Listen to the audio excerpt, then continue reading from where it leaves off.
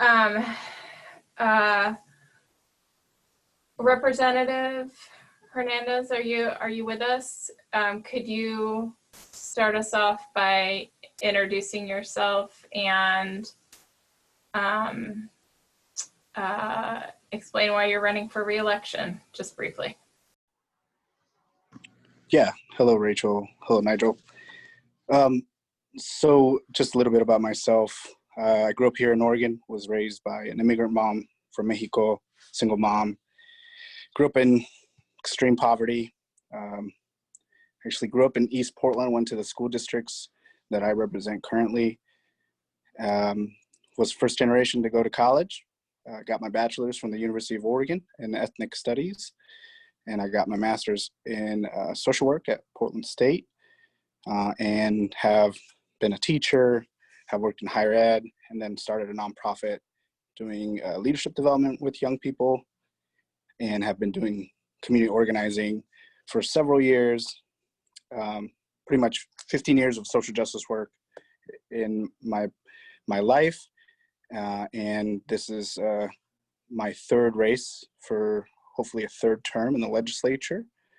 And I'm running again because, like many people in my district, my family, myself, and my family lives in my district, all face the same adversities that a lot of my constituents are facing. And that has to do with everything that's happening right now with the pandemic, but also with poverty and historical and generational poverty. There's large amount of houselessness and homelessness in my district.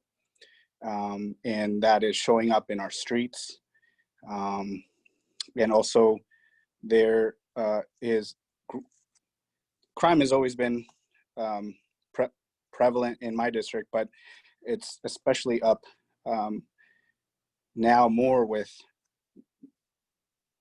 the consequences of the pandemic hurting people's jobs, but also because of the concentration of poverty in outer East Portland. There's just needs to be more resources. And so I'm running again because I want to continue to fight for anti-poverty initiatives, homelessness and houselessness solutions at the state level, crime reduction, investing in social workers, investing in programs that really are shown and proven to reduce crime, criminal justice reform, and something that I've been working on for a really long time, where I do have a record, is in education, continuing to transform education to make sure that we close those disparities, but also modernize it so that it actually works for people in my district and in the state.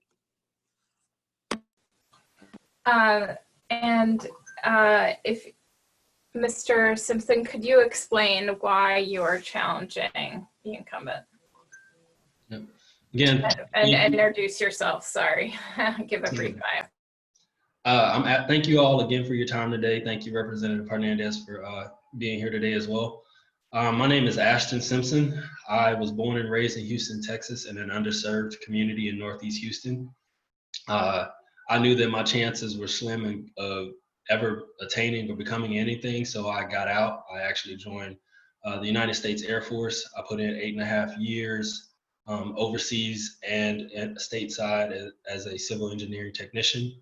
I've retired in 2015, moved here to Oregon, attended Portland State University, where I got I earned my degree in community development.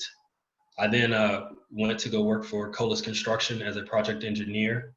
And shortly thereafter, I was given an opportunity to work at the Rosewood Initiative as the community asset director, where currently and now I'm working with residents to vision what it is they want their communities to look like as major investments come into East Portland.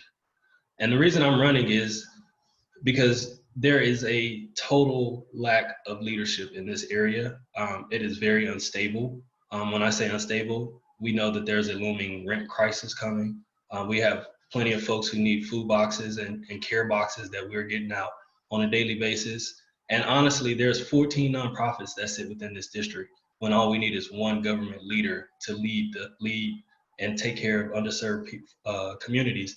And that's where I come in. And I believe that my experience in infrastructure and transportation, coupled with community development, I can bring those changes to this district.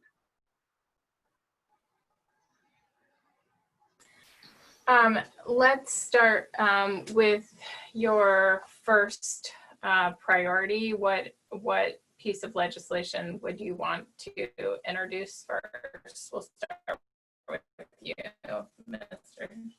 Simpson. I'm sorry, Rachel, could you repeat that? You chopped up just a bit.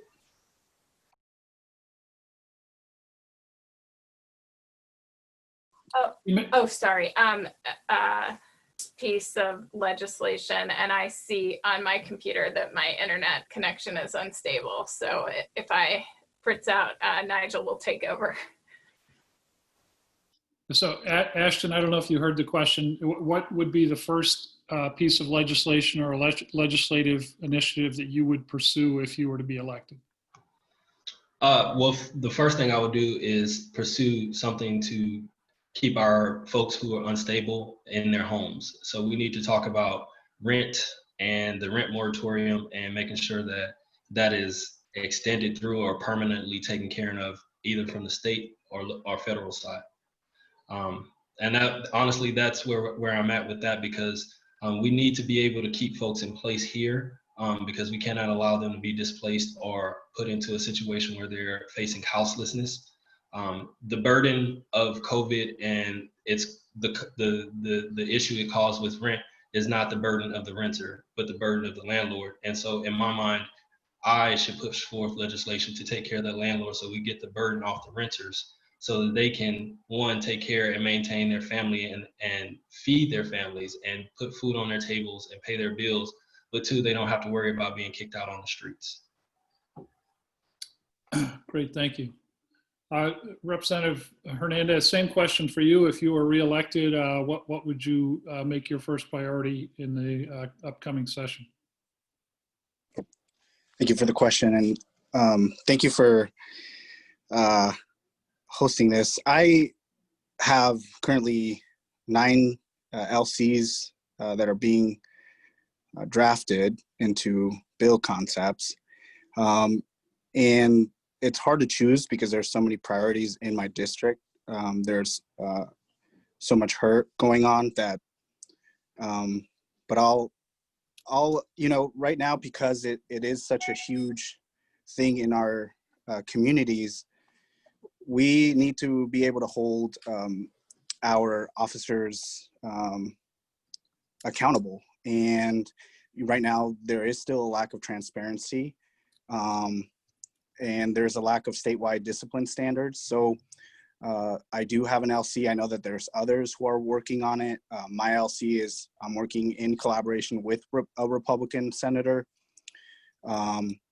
in terms of creating a statewide discipline standard for the police and arbitration, so that we could figure out a way of actually getting rid of bad cops. I think that's a huge priority in terms of what's happening in Portland within the protests, but also what's happening across the country in this call for racial justice.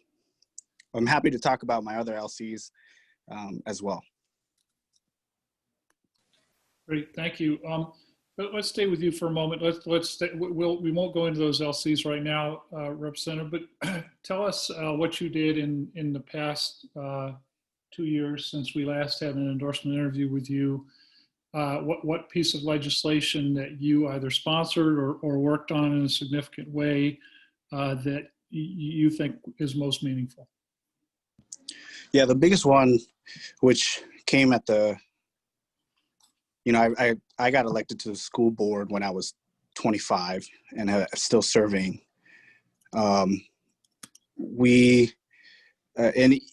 we had this huge demand to start to invest in education. So the big one, I'm just going to be straightforward, and it's the Student Success Act. I was on the committee that traveled all across the state. I was key in all of the equity components in that legislation. Early Learning Equity Fund, the $20 million, that was my bill.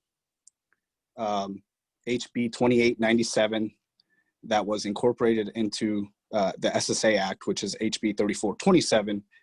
Also, the Latino Student Success Plan. Through the work of community organizations, we've had a Black Student Success Plan where it's money invested into Black student supports and parent supports, and then also the Native American.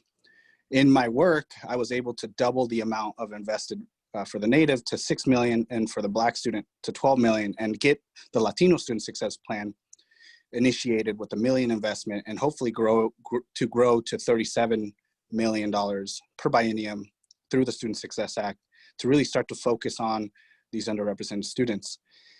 That was a huge piece that I was involved with, but I'm just, I worked on 1, 2, 3, 4, 5, 6, 7, 8.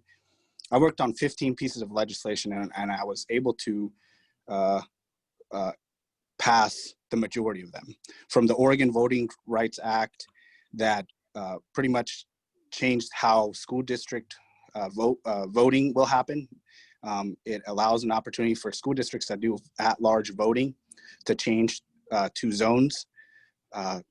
There are some districts where there are heavily populated areas of communities of color, and when they run, and the at-large, the overall community is 60% white, they end up losing. And this is a way for civil rights to happen and create a zone opportunity for school boards so that they could elect more representative government. That passed. I also worked on driver's license, HB 2015. That was a huge, that took many years of work, to be honest. And in the history of Oregon legislature, there hasn't been anyone who has done more for immigrant communities than I have. In 2017 and 18, I had immigrant rights bills that passed that protected immigrant communities from Trump's immigration enforcement plans. I also passed several other legislations 2019 that continued to protect immigrant communities from this administration. And I'm happy to go into detail into them. But I don't know if we have enough time. Yeah, I think that I'm back. Can you hear me? I'm not sure you can. Hold on. I'm going to try without my video on for a second because I want to get to sort of the elephant in the room. Representative Hernandez, you would not probably have a third-party challenger if there had not been a restraining order filed against you related to a personal relationship and then a series of complaints filed with the legislature. Why should we endorse you in the context of you being under this cloud? Why should voters trust to return you to the legislature, given that there have been quite a number of complaints? So, what would you do if you were innocent? That's my question to you all. What would you do if you knew you were innocent and you had these false allegations? That restraining order was dismissed. I challenged it. There was a petition. We were going to go to trial. And to be very frank, there is no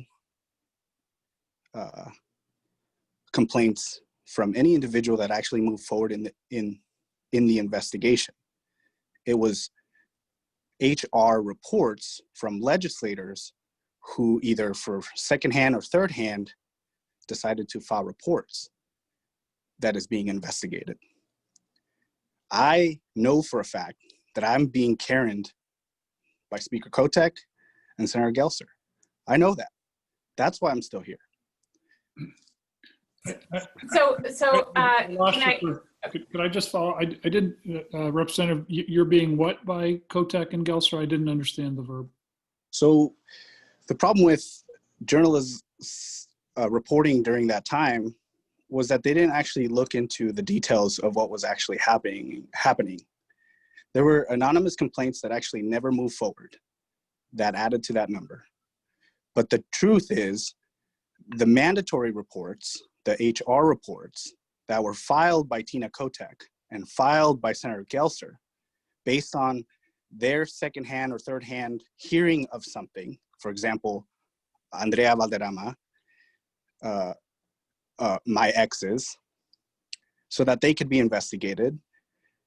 That's what is happening to me.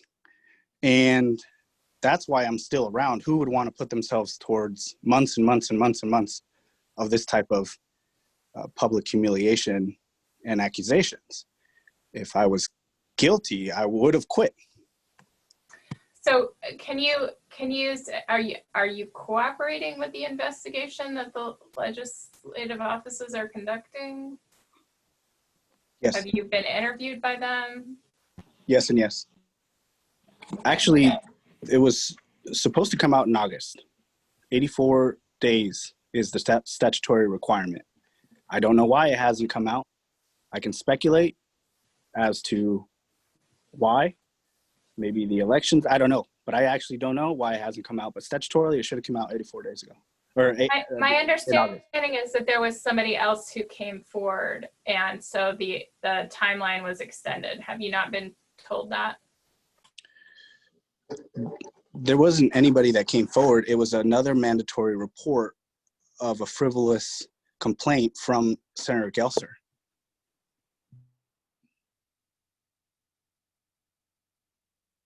So we could just to I think to reflect back to you, what I think I hear you saying, Representative, is that you are innocent, that none of these allegations has any basis in fact. That is right. That is right. And I'm also, if you looked at my tort claim, you can see more details as to why the whole Rule 27 has not been a fair process. It has violated my due process rights. And that will continue to happen. I'm going to continue to move forward because that system, I don't want that around. You know, if Ashton was to continue to pursue his political aspirations, I want him to receive fair treatment. I don't want anybody to be able to target him because of his stances or because of his ability to be independent and to not care about what leadership is trying to get you to do. Anybody could file easily false complaints against him and he'll be in the same situation that I'm in. What is the motivation for these people bringing false complaints against you?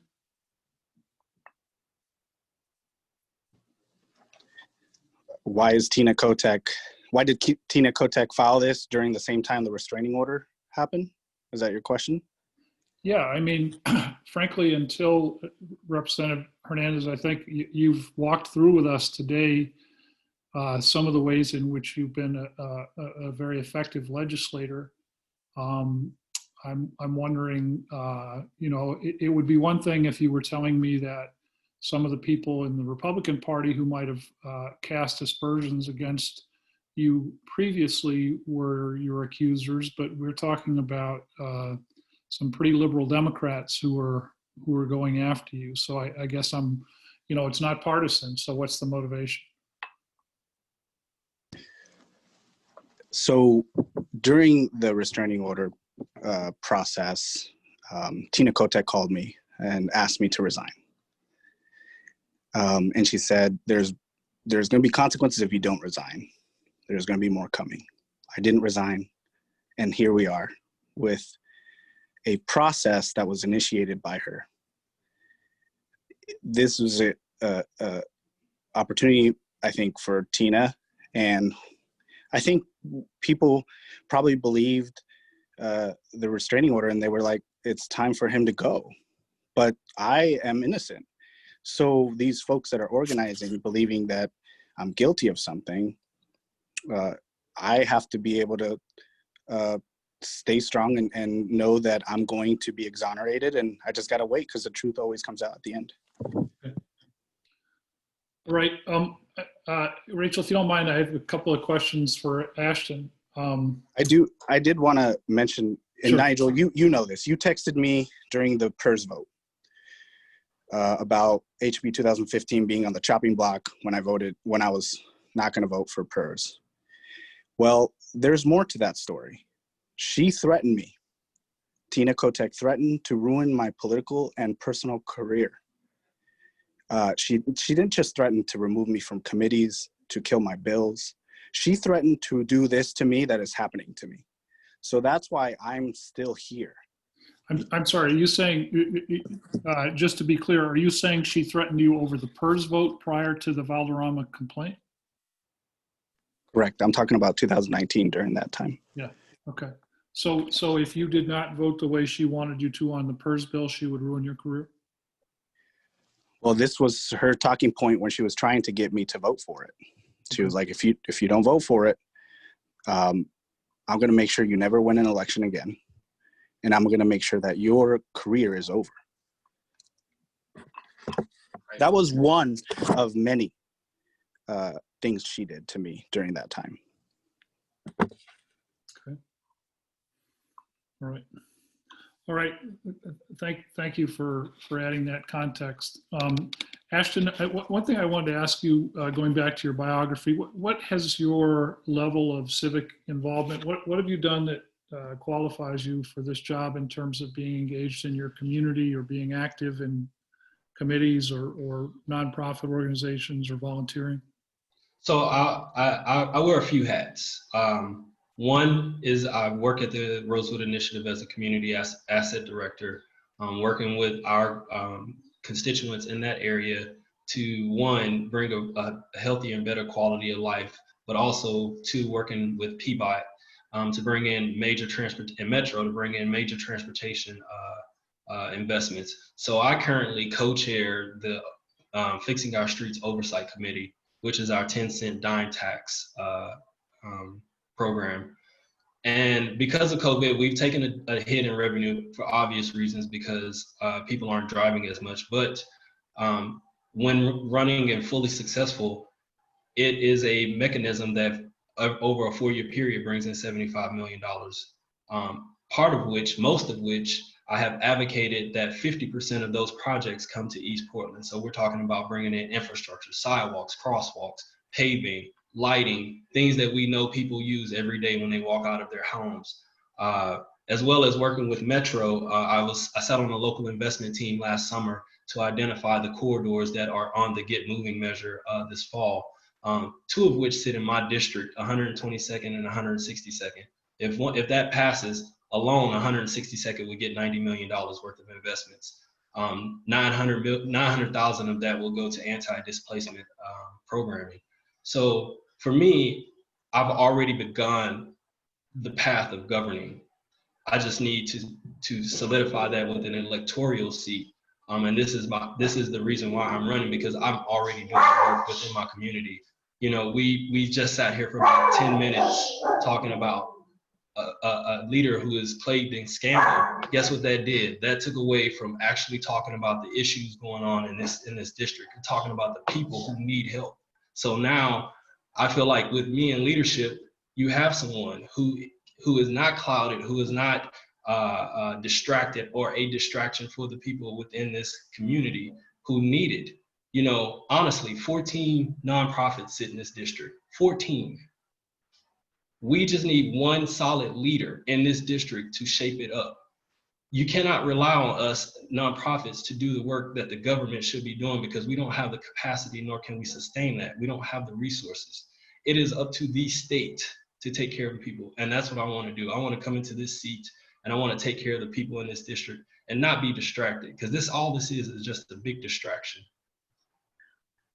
Great, thank you. Rachel? So I guess I want to ask one other question before, actually, I think I want to do it this way. I'd like you to ask each other questions. Do you want to start, Mr. Simpson? So there's nothing I want to hear from Representative Hernandez that would not put the brave women that came forward in any further danger. We need new leadership in this district that can actually represent our voices. So I don't have any questions, because I am ready to assume the leadership role. Representative Hernandez, do you have any questions for Mr. Simpson? Yeah, you know, in the legislature, you have to be able to build relationships with your colleagues to be able to push for legislation. I have support from legislators currently. I secured an endorsement from Joanne Hardesty. How would you build relationships with other folks who represent all parts of the state that you've quoted saying are not doing much? How would you build relationship with them? So to answer that, I'm already working to strengthen the relationships I already have. I just got a major endorsement from Commissioner Jessica Vega Peterson, as well as a few Rob Nose and others. And I can tell you, it's not their districts I'm concerned about. It's my district, and I can tell you the issues going on here. So with that, I'm willing to build and coalition build and relationship build with anybody, as long as we're talking about progression, equality, and bringing the resources to this district where you and I both know that these people need it. So I Go ahead. I just don't necessarily have a question, but I did want to talk about some of the work that I've done to change the legislative process to be more diverse and equitable. I'm the one who started the POC caucus back in 2017.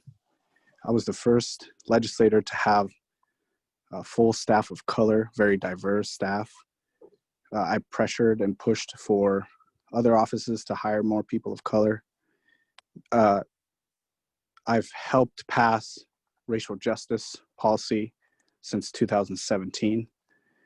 I passed ethnic studies in 2017 that's going to come into effect starting 2021 for ethnic studies standards. And in 2019, passed ethnic studies curriculum, HB 2023, which is going to fund the curriculum needed to implement ethnic studies within our school districts. There's a lot of work that I've done around racial justice and racial equity, and I will continue to do so. I have a proven track record of really passing tough racial justice policies, and I do it because if you look at my bills from the 2019 session, all of them except driver's licenses were done in a bipartisan way. I have relationships across the aisle. I have relationships with my colleagues. I'm able to be effective for my district, and I have been, and I'll continue to be.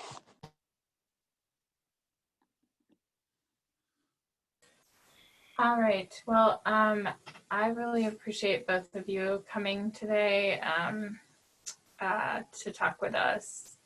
And our last question is a fun, at least for your interviewers, question. It is, what is the most awkward or embarrassing experience you've had on a Zoom call? Let's start with you, Mr. Simpson. oh man, that's a good one.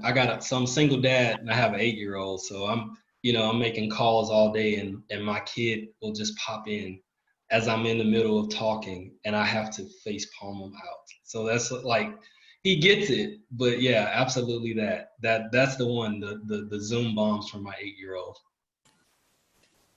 Representative Hernandez.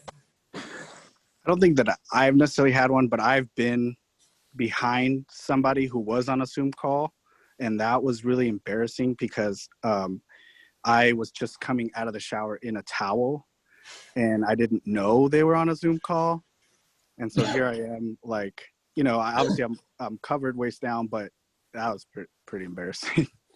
Okay. All right. Well, thank you very much. I appreciate both of you coming in. Good luck with the rest of the campaign. Our endorsements will be out on Wednesday. Thanks, gentlemen.